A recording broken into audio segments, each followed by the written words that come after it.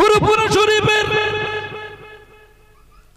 মুজাদ্দিদুজ জামান আমির শরিয়াত হযরতে পীর আবু বকর সিদ্দিকী রহমাতুল্লাহ আলাইহি, ইনি তো ইসলাম ধর্মের উপরে ছিলেন তো তেনার ব্যাপারে বলেছেন তিনি হলেন আখেরি জামানার, এই যুগে তিনি হলেন একটি মুজাদ্দিদ। মুজাদ্দিদ মানে হলো যুগ সংস্কারক। যুগ সংস্কারক,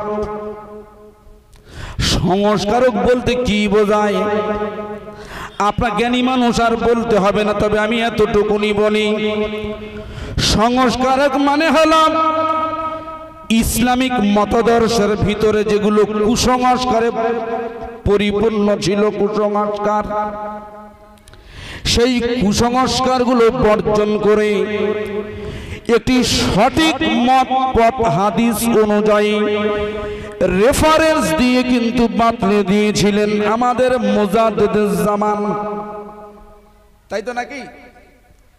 সেই মুজাদ্দিদুজ জামান আল্লাহ পাকের কুরআনের ভাষায় হলো এনারা হলেন সলিহিন।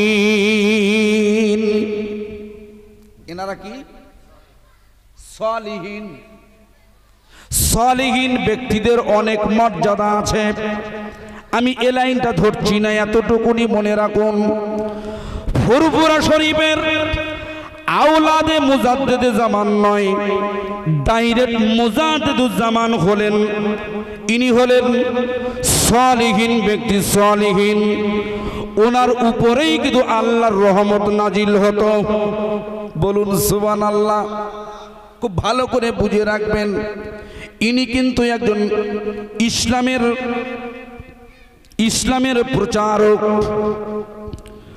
ভালো করে শুনে নিন, আল্লাহ পাক যে ইসলামের কথা এই জায়গায় তুলে ধরেছেন, এই ইসলাম ধর্মটা আমাদের নবীর আমল থেকে এসেছিল না হযরত আদম সফিউল্লাহর আমল থেকে এসেছে? এই জায়গায় একটু গন্ডগোল হয়ে গেল। আল্লাহ পাকের মূল ধর্মের নাম হলো লা ইলাহা ইল্লাল্লাহ, এক আল্লাহর প্রতি বিশ্বাস স্থাপন করাটাই, এই কাজটাই পৃথিবীর প্রত্যেকটা নবীজির কাজ ছিল।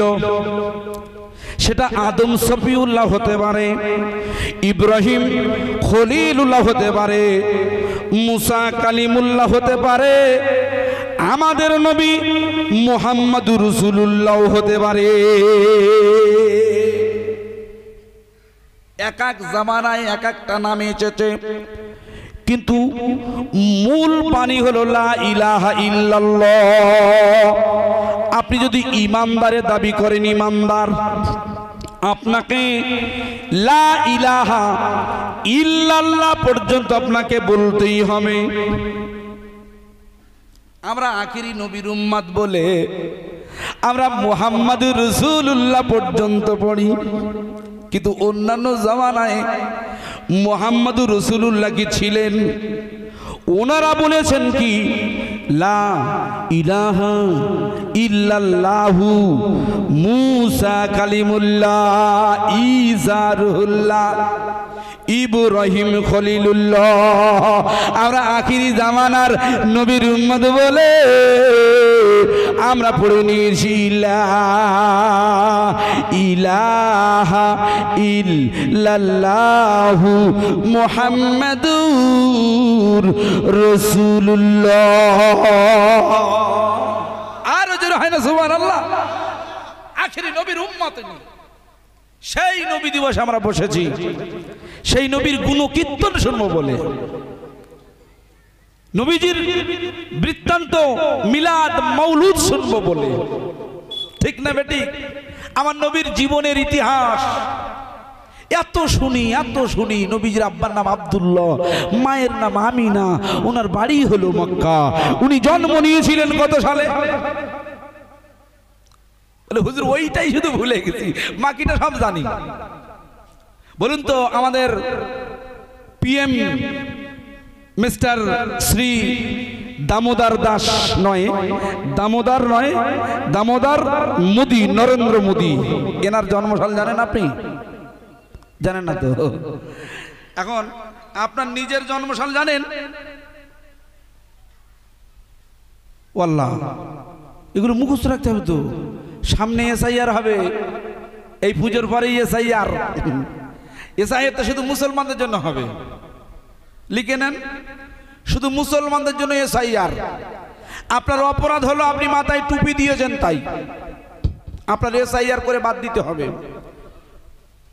কেন্দ্র থেকে ঘোষণা হয়েছে ডিটেনশন ক্যাম্প তৈরি হবে। আপনি আর মসজিদে আসতে পারবেন না তো, ধরে ধরে ধরে সব ডিটেনশন ক্যাম্পে পাঠানো হবে।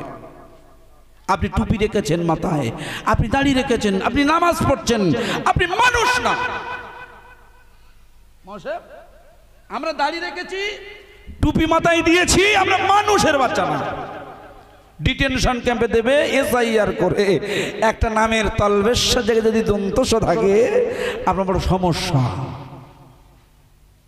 কোন দুনিয়ায় বাস করছি ভাবেন এবার, কোথায় আপনি আছেন?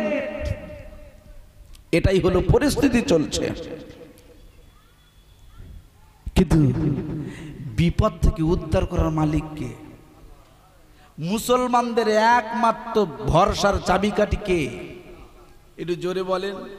আমরা যেখানেই যাই, রাতে যাই, দিনে যাই, যেখানেই যাই, ভরসা কিন্তু আল্লাহর উপরে। বিপদে পড়লে আল্লাহর উপরেই আমরা ভরসা করে আল্লাহকেই ডাকি।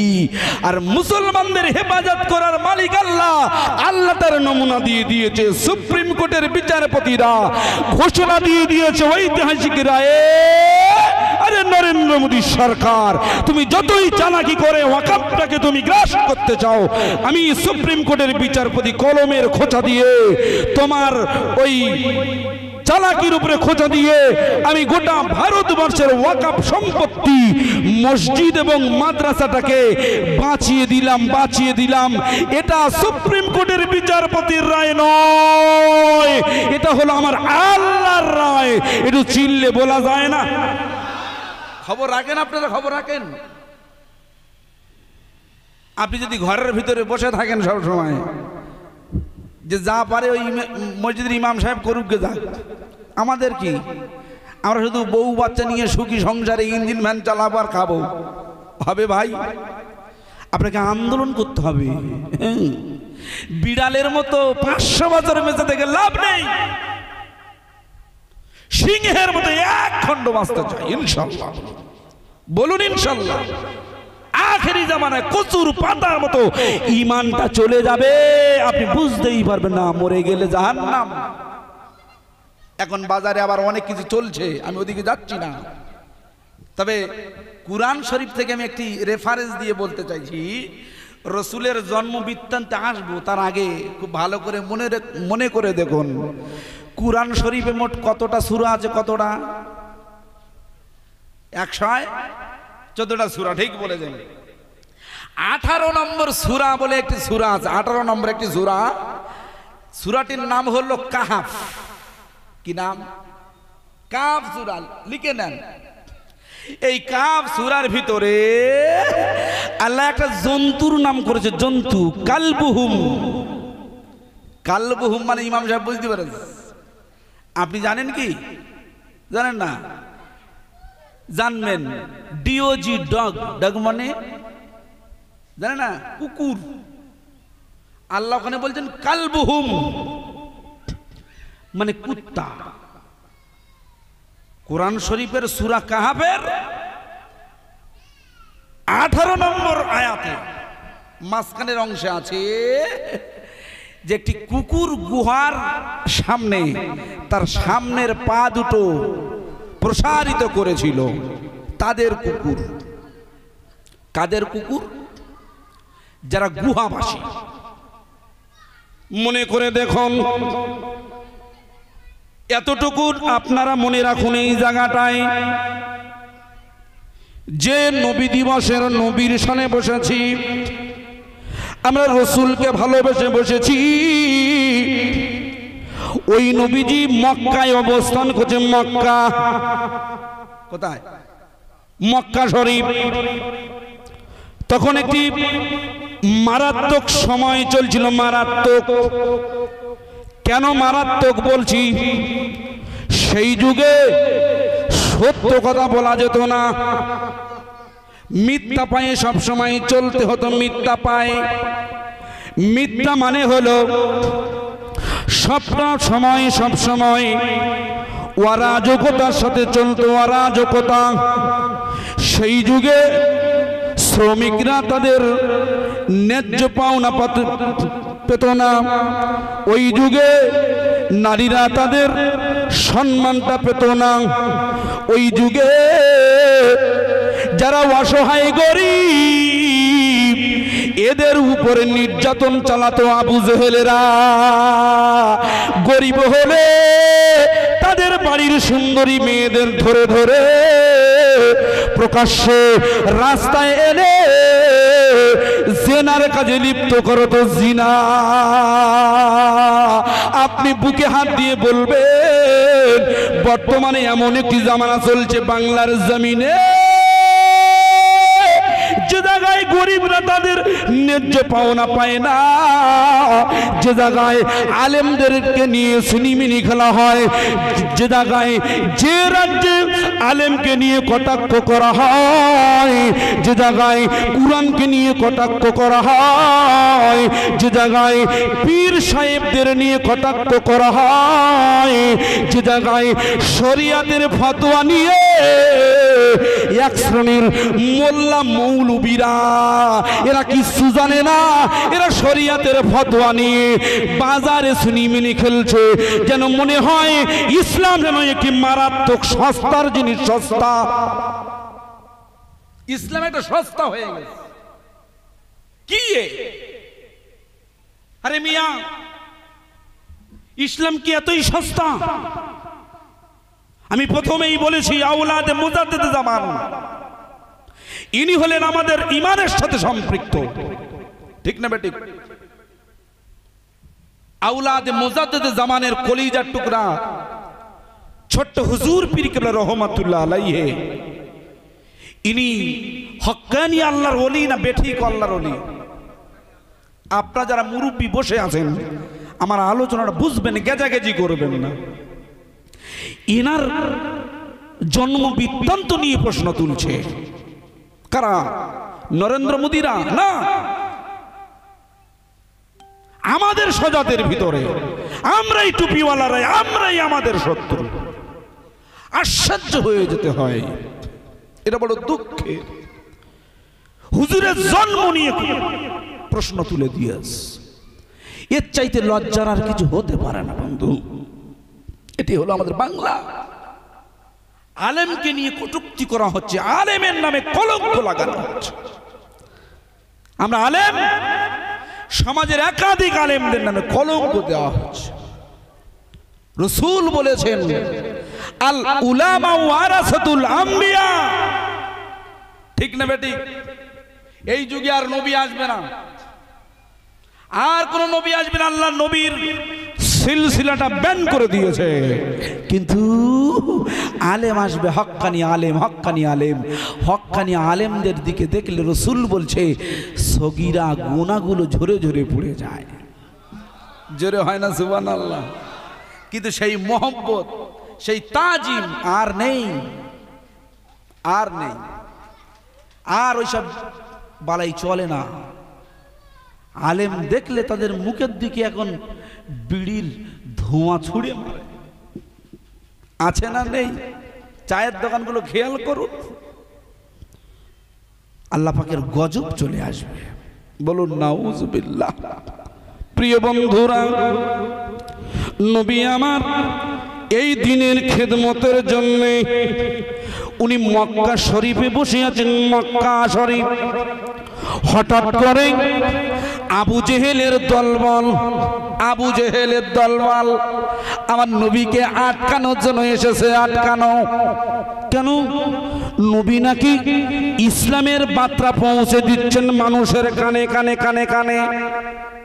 খুব ভালো করে বুঝবেন, এই জায়গাটায় ভারতবর্ষের জমিনে ওরা আমাদের এসআইআর করে বাদ দিতে চাইছে। আপনি বলুন, আপনি বুকে হাত দিয়ে বলুন, আমরা যারা ইন্ডিয়ান মুসলিমরা আছি, আমরা যারা হিন্দুস্তানি মুসলমান আছি, আমরা কি তুরস্ক থেকে এসেছি? নিশ্চয়ই আরব থেকে এসেছি। পাকিস্তান থেকে, বাংলাদেশ থেকে? না, বাংলাদেশ থেকে আসেনি। আমরা সবাই ইন্ডিয়ান মুসলমান, ইন্ডিয়ায় জন্মেছি, এই মাটিতে জন্মেছি। আবার মৃত্যু হলে এই মাটিতেই মারা যাব। এটাই বলেছে আল্লাহর নবী বলেন। ইসলামিক দার্শনিকরা, ইসলামিক পণ্ডিতরা বলেছে হুব্বুল ওয়াতানি মিনাল ঈমান, দেশকে ভালোবাসা ঈমানের অঙ্গ। হুব্বুল ওয়াতানি মিনাল ঈমান, দেশকে ভালোবাসা ঈমানের অঙ্গ। আমরা এ দেশেই জন্ম নিয়েছি, আমরা লাঞ্ছিত হয়েছি, আমরা অপমানিত হয়েছি। আমরাই সেই জাত যে জাত খাজা গরিবে নওয়াজ মাইনুদ্দিন চিশতি আল আজমিরি রহমাতুল্লাহ আলাইহি হুজুর কেবলা এসে গোটা হিন্দুস্তানের জমিনে লা ইলাহা ইল্লাল্লাহর বাণীটা দিয়েছিলেন। সেই আলোয় আলোকিত হয়ে আমরা সবাই মুসলমান হয়েছি। চিল্লে বলবেন না? আরো জোরে হয় না সুবহানাল্লাহ? সেই খাজা হুজুরের নামে কলঙ্ক দিয়ে দেয়, সেই মুজাদ্দিদ জামানের নামে কলঙ্ক দিয়ে দেয়। আপনার ঈমান আছে তো? আপনি বা আমি মারা গেলে জাহান্নামে যাব না তো? চিন্তা করবেন একটু।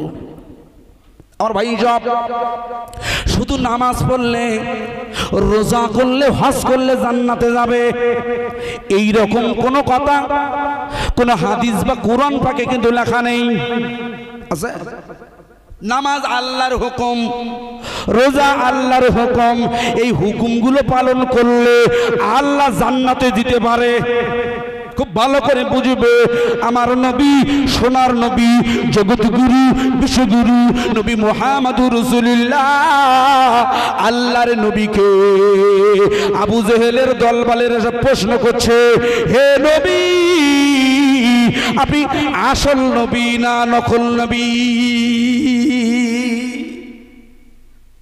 কত বড় কুলাঙ্গার! আমার নবীকে এসে জিজ্ঞাসা করছে, যিনি এই পৃথিবীর শাহেনশাহ, আল্লাহর পরে যার মর্যাদা, তার কাছে এসে বলছে আপনি আসল না নকল? বুঝতে পারছেন ব্যাপারটা কি? আল্লাহ রসুল বলছে কেন বিশ্বাস হয় না? আমি তো আখিরি জামানার নবী, লা নবিয়্যা বাদি ওয়ালা রাসূলা, আমার পরে কোন নবী আসবে না। বলুন সুবহানাল্লাহ। মক্কার কুরাইশরা গবেষণা করেছে যে নবীকে যে কোনো ভাবে বাধা সৃষ্টি করতে হবে। কি করে? আমরা তো মূর্খ। মক্কার অধিকাংশ কাফেররা সব মূর্খ ছিল। লক্ষ্য করুন, মক্কার অধিকাংশ কাফেররা সব মূর্খ। মদিনায় চলে গেল ওরা। মদিনার ইহুদি পণ্ডিতদের কাছ থেকে কিছু তথ্য নিয়ে এসেছে। কেন? নবীকে বাধাগ্রস্ত করবে, বাধা দেবে। কি বাধা দেবে? ইসলাম প্রচারে বাধা দেবে, কোরআন প্রচারে বাধা দেবে, আল্লাহ পাকের একত্ববাদের কথাটা মানুষকে শুনতে বাধা দেবে। ইহুদিরা বলে দিয়েছে, যাও গিয়ে 3টে প্রশ্ন করবে। কটা? 3টে প্রশ্ন করবে। এই 3টে প্রশ্ন যদি উত্তর দিতে পারে তাহলে আপনারা ভাববেন এ নবী আসল নবী। আর যদি 3টে উত্তর না দিতে পারে তাহলে মনে করবেন নকল নবী। মক্কার কাফেররা ফিরে এসেছে, যুক্তি করছে অন্ধকারে, এই আমরা জব্দ করার লাইন পেয়ে গেছি। পেয়ে গেছো বাবা? হ্যাঁ পেয়ে গেছি। কি? চলো নবী মুহাম্মাদের দরবারে যায়, দরবারে গিয়েছেন নবী মুহাম্মাদের দরবারে, দরবারে গিয়ে বলছেন, হে নবী, আপনি আসল নবী তো? যদি আসল হয়ে থাকেন তিনটে প্রশ্ন আপনাকে করব, আর যদি উত্তর দিতে পারেন সমস্ত আমার দলবল, আবু জেহেল বলছে আমার দলবল, আমি তো একা না, অনেক অনেক ভিডিও তো দেখবেন, আমি একা যাব না, আমি সব আমার দলবল নিয়ে যাব বলছে এখন। যাই হোক, তো ওরকম দলবল নিয়ে নবী মুহাম্মাদের দলে আসবে। আমরা যারা এখানে বসে আছি আমরা কোন দল করি? এই মসজিদের দল করি, না মাদ্রাসার দল করি, না নামাজের পার্টির দল করি? এটা আপনাদের কলিজার কথা তো। যদি কলিজার কথা হয় তাহলে বেঁচে গেলেন, আর যদি বাইরের কথা হয় তাহলে কিন্তু আপনি মরলেন। তিরমিজির একাধিক হাদিস শরীফে এসেছে, তিরমিজি শরীফের হাদিস, মেশকাতেও এসেছে, যারা যাকে ভালোবাসবে, যে বান্দা যাকে ভালোবাসবে তার সাথেই হাসর হবে, তার সাথেই কিন্তু কিয়ামতে জান্নাতে যাবে। মদিনার মসজিদ থেকে আল্লাহ রসুল বার হয়ে এসেছেন, বার হয়ে আসার পরে এক সাহাবা জিজ্ঞাসা করছে, মেশকাতের হাদিস বলছে, এটা বলছে, হুজুর হুজুর কিয়ামত কবে হবে হুজুর? আল্লাহ রসুল একটু রাগান্বিত হলেন, আরে বাপু তুমি কিয়ামত কিয়ামত করছো, কিয়ামতের জন্য কি করেছো, কি আমল করেছো কিয়ামতের জন্য? বলছে, হুজুর কিয়ামতের জন্য তো তেমন কিছু আমল করতে পারিনি, তবে আমি আল্লাহ এবং আল্লাহ রসুলকে ভালোবেসেছি। বলুন সুবহানাল্লাহ। বলছে, যদি আমল তোমার এটাই হয় অবশ্যই তুমি জান্নাতের ভিতরে আল্লাহর নবীর সাথে অবস্থান করবে। আর জোরে হয় না সুবহানাল্লাহ। সুতরাং যাই করি জীবনে, যাই করি, আমার ভালোবাসাটা অন্তর থেকে আমার নবীর প্রতি থাকবে। বলুন সুবহানাল্লাহ। যারা নবীর ওয়ারিস হবে, যারা নবীর পথে থাকবে, যারা হাদিসের পথে থাকবে, কুরআনের পথে থাকবে, শরীয়তের পথে থাকবে, তাদের পথটা আপনি ধরবেন, অবশ্যই আপনি মারা গেলে আপনি জান্নাতে চলে যাবেন।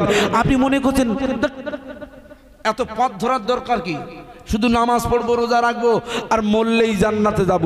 কিসের ফুরফুরা আর কিসের আজমির? ঠিক না বেটি? কিসের আলেম? এক ব্যক্তি 500 বছর ইবাদত করে, খুব ভালো করে মনে করবেন, ওয়াজগুলি ফিরে আসবে। ইলমে তাসাউফে এসেছেন, আল্লামা ইবনে কাইয়িম আল জাওজিয়া লিখেছেন, মারাত্মক ইসলামিক পণ্ডিত লিখেছেন, এক লোক 500 বছর ইবাদত করছে পাহাড়ের চূড়ায় বসে বসে, 500 বছর। আপনি প্রশ্ন করতে পারেন, হুজুর আমরা তো বাঁচি মাত্র 60 বছর, বড় দূর 100, কিন্তু 500 বছর হয় কি করে? ওনার ইবাদতের ধরনটা থেকে আল্লাহ হায়াত বাড়িয়ে দিয়েছে। বলুন সুবহানাল্লাহ। 500 বছর ইবাদত করেছেন, না খাওয়া না দাওয়া, আল্লাহ পাকের দয়া হলো, দয়া দয়া দয়া। আমার বান্দাটা না খেয়ে ইবাদত করবে, এটা আমি আল্লাহ সহ্য করতে পারি কি? পারি? আমার আল্লাহ দয়া করে ওই পাথরের উপরে একটি ডালিম গাছ রোপণ করে দিয়েছেন। ডালিম খায় আর পাহাড়িয়া ঝর্ণার পানি খায়। ডালিম খায়, পাহাড়িয়া ঝর্ণার পানি খায়, খেয়ে খেয়ে খেয়ে খেয়ে ইবাদত করে করে ওনার হায়াত শেষ হয়ে গেল, মারা গেল। আল্লাহ বলছে, ফারিস্তারা এসো, আমার এই বান্দাটা 500 বছর ইবাদত করেছে, ইবাদতের কথা বাদ দিয়ে দাও, আমি আল্লাহ আমার দয়ায় জান্নাতে পৌঁছে দাও। জোরে বলুন সুবহানাল্লাহ। বান্দা তখন একটু গর্ব হলো, গর্ব, অহংকার। আল্লাহ আমি তোমার 500 বছর ইবাদত করেছি, আমার ইবাদত বলে জান্নাতে দেন, আপনার দয়ার বলে দেবেন, এটা কথা হলো? তাহলে আমি 500 বছর চূড়ায় বসে বসে ইবাদত কি বৃথা হলো? না আল্লাহ, আপনার দয়ার কোনো প্রয়োজন নেই, সরি, দুঃখিত। আল্লাহ আমার ইবাদতের বলে জান্নাতে দেন। হলো আচ্ছা, তুমি বড় পেকে গেছো নাকি? আল্লাহ পাক একটু রাগান্বিত হলেন, এই ফারিস্তারা নিয়ে আসো, ওর বিচার হবে। আমার আদালতে বিচার হবে। আল্লাহর আদালতে আল্লাহ পাকই যদি বিচার দেন, ও বিচারে বান্দার জেতার কোনো সম্ভাবনা আছে? বুকে হাত দিয়ে বলেন। বিচার হচ্ছে হাত, পা, মাথা, নাক, সব বাদ। আল্লাহ বলছে ঠিক আছে, তোমার চোখের বিচারটা হবে। চোখ, তুমি কোন দিকে দেখেছো? দুনিয়ায় ছিলে তো, তুমি জলসার বাজারে হাঁটছিলে, হাঁটতে হাঁটতে ফড়াং করে তোমার চোখটা ঘুরে গিয়ে সুন্দরী মহিলার দিকে গিয়েছিল, একটু বাঁ চোখটা টিপে দিয়ে একটু চোখ মেরে দিয়েছিলে, আছে না নেই?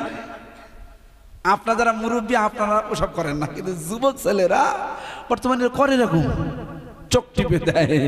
আবার এখন ডিজিটাল যুগ তো, এখন সব নাম্বার নিয়ে হোয়াটসঅ্যাপে চোখ টেপাটেপি করে, এটা চলছে। আল্লাহ চোখের বিচার ধরেছে। চোখের বিচার করতে করতে করতে করতে 100 বছর, 200 বছর, 300 বছর, 400 বছর, 500 বছরের আমলনামা সব শেষ, তবু চোখের বিচার তার শেষ হলো না। আল্লাহ বলছে হে বান্দা, আল্লাহ বলছে হে বান্দা, তোমার চোখের বিচার করতে করতে তোমার নেকি সব শেষ হয়ে গেছে, এখন তুমি জাহান্নামে চলে যাও। জাহান্নামের মালিক ফারিস্তার নেতৃত্ব ধরে ধরে ধরে ধরে টেনে টেনে টেনে টেনে নিয়ে যখন জাহান্নামে ফেলে দেবে, ঠিক ওই সময় আল্লাহর কাছে ফরিয়াদ করে বলছেন, আল্লাহ আমার ভুল হয়ে গিয়েছে, তওবা করছি, আমার ইবাদতের বলে নয়, আমি তোমার বলে, তোমার রহমতের বলে, দয়ার বলে, তোমার জান্নাতে আমি যেতে চাই। আমার আল্লাহ ওই কথা শুনে তার দয়ার বলে, দয়ার বলে, ওই পৃথিবীর কোন মানুষের ইবাদতের বলে নয়, তার দয়ার বলে, তার রহমতের ওসিলায় আর আল্লাহর নবীর সুপারিশের ওসিলায় পৃথিবীর সমস্ত মানুষ যারা জান্নাতে যাবে, এরাই কিন্তু জান্নাতে আল্লাহ পাঠাবে। আরো জোরে হয় না সুবহানাল্লাহ? এটি হলো ঈমানের পরীক্ষা, বলুন সুবহানাল্লাহ। আল্লাহ রাসূল বলেছেন আখেরি জামানায়, আখেরি জামানা, এটা কোন জামানা? এটা আওয়াল কি? এটা আখের, মানে শেষ। ফটাং করে কবে কিয়ামত হবে, সূর্য পশ্চিম দিক থেকে উঠবে, আমি আপনি কেউ জানি না, জানি? আখেরি জামানায় রসুল বলেছেন, আমার কথা না, জুলফিকার বাপের কথা বলছেন না, রসুল বলেছেন ঈমানটা রাখা বড় মুশকিল হবে, মুশকিল মুশকিল। ঈমানটা ঠিক কচুর পাতায় যেমন পানি পড়লে বাদল বেলার বৃষ্টি টলমলো টলমলো করে করে কচু পাতায় একদিকে কাত করে ফেলে দেয় না, ঠিক ওই রকম আপনি ভাবছেন আমার দাড়ি আছে, মাথায় টুপি আছে, নামাজ পড়ছি তো, আমার তো ঈমান তো সব ঠিক আছে, কিন্তু ফড়াং করে ওই কচুর পাতা যেমন টাল মেরে পানি ফেলে দেয়, ওই রকম যে আপনার ঈমানটা চলে গেছে বা আমাদের ঈমান চলে গেছে, আমরা টের পাবো না। সূক্ষ্ম কাজে সূক্ষ্ম কথা, চুল পরিমাণ কথায়। আপনি 500 বছর ইবাদত করেছেন, কত বছর মনে করুন, ফটাং করে একটু বললেন আমি আল্লাহকে মানি না, এতটুকুন বাংলায় বললেন, আপনার ঈমান থাকবে কি? কথা বলুন, আপনি তো আশেক রাসূল, থাকবে না। আমি ভাবছি আমার বিশাল সম্পদ, বিশাল আমল, খুব চিন্তা ভাবনা করে আপনাকে চলতে হবে, এটা আখিরি জামানা। আল্লাহ না করুক আগামী দিনে হয়তো মেহফিল করতে পারবেন না, সে দিন ঘনিয়ে আসছে, টের পাচ্ছেন, আজ পাচ্ছেন। পবিত্রতম আল কুরআনুল কারীম থেকে একটি আয়াতে কারিমা আপনাদের দিনের খেদমতে আমি এনেছি। আল্লাহ পাক বলছেন, বিসমিল্লাহির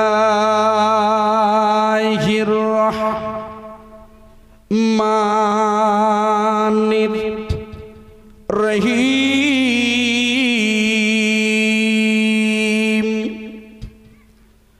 পরম করুণা করুণাময় আল্লাহ নামে শুরু করছি। আল্লাহ বলছেন, শুনে নিন বন্ধু, শুনে নিন কান খুলে। আল্লাহ বলেছেন, কি বলেছেন? ইন্নাদ-দীন ইনদাল্লাহিল ইসলাম।